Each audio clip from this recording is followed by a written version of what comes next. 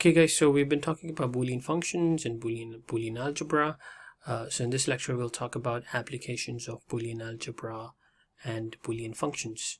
So the devices that we use, the electrical devices that we use in our everyday lives, these devices contain circuits, and these circuits are based on Boolean algebra, and these circuits are basically called gates, right? And these are combinations of different gates, as we'll see. So there is an AND gate, right, an OR gate, and an inverter. So the AND gate, so we now know from Boolean algebra what is in the AND operations, right? So in logic we've seen that the AND operation is like this, the OR is like that, right, and the inverter is like this or like that, right? So we've also looked at the tables, right? So again, the AND operation, or the AND gate, is going to perform the AND operation, and it's going to multiply the two variables. So these are called the input variables, right? And this is the output of the gate. And these are the three basic gates in Boolean in circuits, the electrical devices that we use. So the OR gate is like the OR operation. It performs the OR operations between the inputs, and so you can see that it's Boolean addition over here. The inverter is the basically negation operation. It outputs the opposite of what is the input. So if the input is 0, the output is 1. And so in this case, for example, if this is 0, this is 1, 0 multiplied by 1, or 0 and 1 is 0, right? So the output is going to be 0. If this is 0, this is 1, the output is going to be 1, right? If this is, for example, if the input is 1, and this is also 1, 1 plus 1 is also 1 in an OR operation, so you get a 1, right? So it basically performs the each of these gates performs their respective operations. So now electrical devices are combinations of typically combinations of devices that perform these operations. And so you can see over here we have the NOT gate. This is the AND gate. This is the OR gate, and this is the AND gate. Right. So now let me get rid of this. Okay. So now we have these. We have some input.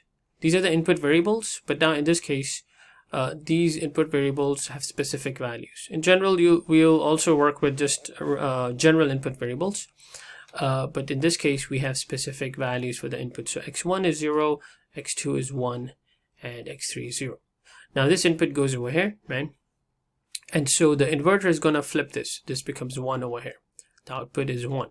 Now, when you see a curve like this, right, it means that you can think of these wires, these as wires that are not connected. So the output, the input that is over here, right, the 1 goes over here, and then it is in the input of the OR gate. This is that same one that is over here. And then this one is also, since these are connected, right, this one goes over here also. And now x2 becomes 1 over here as the input to the AND gate, and x3 is 0. So now there's nothing in the path of x3, so it stays 0. Okay, so we have 1 over here, 1 here, 1, and 0. Now AND is going to multiply the two together, so you get 1 multiplied by 1, or 1 and 1, so the output is 1, right? So the output of this AND gate is the input of this one.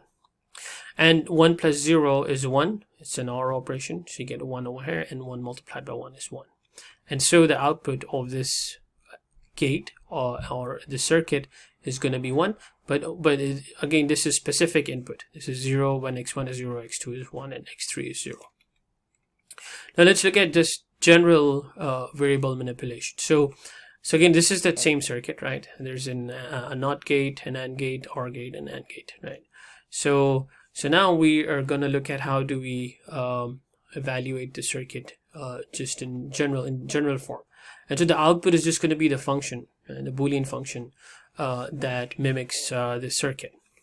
And so in this case, x1 is the input, the output is x1 bar, right? So this is the invert operation, right? So the output over here is x1 bar, and that goes over here also. So you can see that x1 bar is over here. And this, in this case, x3 is the input, and x2 is the input over here, right? So now this is the AND operator. So the output of this AND gate is these two multiplied together, right? So x1 bar and x2, and so that becomes the input of this this last AND gate.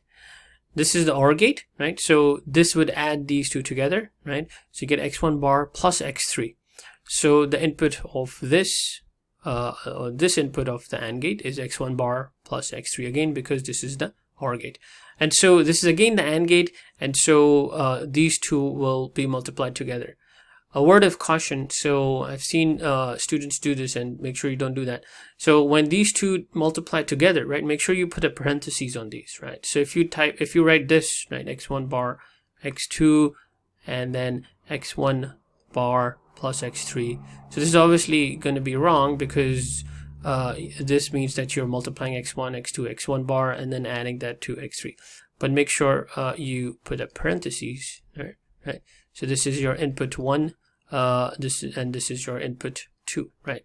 So these two have to multiply together, and that is your final function, f of x1 x2 x3, right, which is written over here. Okay, let's look at another example. In this case, we have a different circuit. So in this case, the inputs are just general variables x, y, and z, right? And so over here we have x as the input for this gate, and then you can see now the y is connected with this circuit, and it's also the input of the inverter or the NOT gate.